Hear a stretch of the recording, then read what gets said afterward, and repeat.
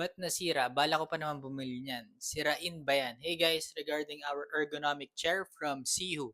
So itong chair natin guys, around 2 to 3 years pa lang, hindi ko na maalala exactly. So bakit nasira? I would say wear and tear lang, yung mismong arms dun sa likod, pang support.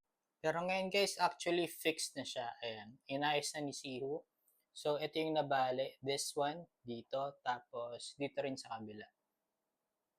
Tapos 2 plus years, under warranty pa siya. So nirepair siya, home service. Tapos pinalitan na rin tong arms na support dito sa likod. 45 parts na daw. So mas matibay. So ngayon makikita nyo na same material and color na. Kaparehas na itong main back niya. Itong dalawang arm support dito. Before kasi mas darker yung color niya at ibang material.